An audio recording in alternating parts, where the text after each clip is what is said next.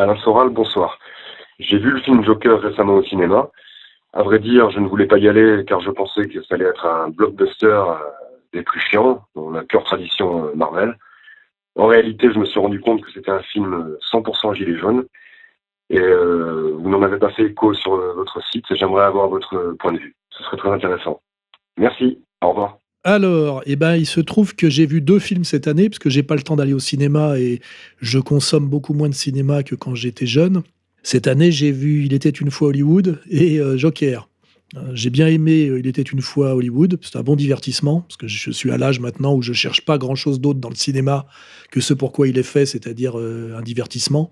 Je pense que c'est quand même un truc très français de cinéphile de mettre la barre un peu trop haut sur le sens et la fonction du cinéma, qui est quand même un art collectif, un art de masse, un art de la société marchande et industrielle sur lequel il faut pas trop se masturber.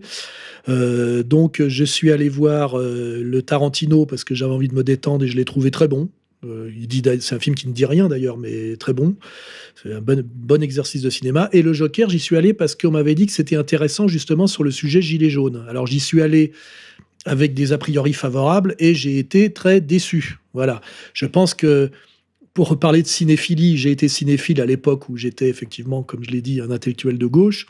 Et quand on a une vraie culture cinématographique du cinéma américain de la fin des années 70, début 80, on voit que ce film est essentiellement copié sur du Scorsese, mais par un type qui n'a pas la profondeur, je dirais, affective et sociale de Scorsese, qui réellement, quand il fait Taxi Driver, puisqu'on va déjà parler de Taxi Driver, est habité par la souffrance sociale de son héros, alors que là, on est dans un exercice de style très esthétisant, qui a un intérêt au départ, effectivement, c'est de montrer comment on arrive à devenir Joker, puisque c'est le pendant, je crois, de Batman. Mais très vite, ça tombe dans l'esthétisme un peu gratuit. C'est aussi un film, on voit que le réalisateur est fasciné par Scorsese, qui recycle un autre film de Scorsese, c'est d'ailleurs presque gênant, qui est The King of Comedy. Hein. D'ailleurs, on voit bien que De Niro joue le rôle de Jerry Lewis enfin voilà, pour ceux que allez voir The King of Comedy, vous verrez un très très bon film sur le sujet et Joker à côté, c'est pas bon et ça se veut Joker un film social sur la souffrance. Très vite ça passe à côté par du maniérisme, même du maniérisme esthétique. Je ferai remarquer déjà que l'appartement de Joker et de sa mère, c'est pas un appartement de pauvre. C'est pas parce qu'on met des couleurs marron et verdâtre. Il est très grand, il est très beau. Et déjà, socialement, c'est passé à côté. On voit que le type qui a fait le film est sans doute un fils à papa hollywoodien qui ne connaît pas du tout la pauvreté, la misère sociale, etc. C'est passé à côté. Après, le River Phoenix, là, non, pas, c'est Joaquin Phoenix. River, c'était son frère, qui a eu une palme à Cannes pour un très mauvais film d'action où il joue un tueur à gages. C'est un film de femme d'ailleurs qui est, à mon avis, qui est pareil surjoué et totalement irréaliste. Bah là, il nous refait un autre numéro de psychopathe. Et franchement, ça va les 20 premières minutes et après, ça devient très chiant et surtout, le réalisateur se permet de nous le faire danser au ralenti, non pas une fois à la fin, ce qui pourrait ressembler à la scène finale de Massacre à la tronçonneuse et qui pourrait être réussi si c'était dosé, mais il nous le sert 4 ou 5 fois dans le film. Film d'ailleurs où il y a 3 fins filmées et il choisit pas, il nous en met 3 les unes derrière les autres. Donc le film est un film raté pour moi, est un film maniéré, et surtout, c'est pas un film gilet jaune, parce que c'est montrer comment un type qui est en souffrance psychologique, affective et sociale devient un psychopathe haineux. Je crois pas que le destin des gilets jaunes est de devenir des psychopathes haineux, et surtout de devenir maîtres du monde. Jusqu'à présent, ils se prennent des flashballs dans la gueule, et on leur a craché vaguement 100 euros qu'on leur a même pas donné. Donc je vois pas à quel moment c'est du cinéma gilet jaune, hein. C'est un contresens. Hein.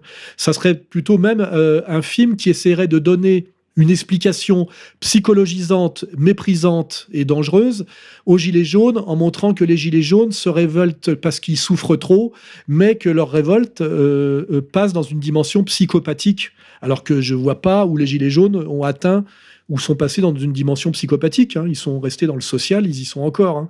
Voilà, donc pour moi, Joker est un mauvais film qui était intéressant à la base, qui a quelques petits moments de grâce et de charme, puisque bon, il y a des moyens. Il y a un acteur qui est quand même un bon acteur au départ, mais c'est un film raté, c'est un film agaçant, c'est un film malsain. et qui montre surtout que, à mon avis, par une reconduction des élites hollywoodiennes, il y a un manque de sang neuf qui fait que c'est un film, en fait, faussement chaud et faussement social, qui est en fait un film assez froid. Je ne connais pas le réalisateur, mais je suis sûr que c'est un fils à papa qui a fait des écoles de cinéma, enfin qui est un premier de la classe du cinéma produit par le cinéma et qui n'est pas du tout un type qui a la dimension intéressante d'un Scorsese ou des types qui ont fait le nouvel Hollywood justement parce qu'ils venaient un peu d'ailleurs et qu'ils essayaient de faire autre chose que du spectacle. Voilà. Donc j'invite le monsieur là qui me parle de ce film à retourner le voir avec l'éclairage que je lui donne. Et à mon avis, il manque de culture cinématographique et il manque d'une certaine conscience sociale pour penser que ce film est bon et que c'est un film gilet jaune. Double faute.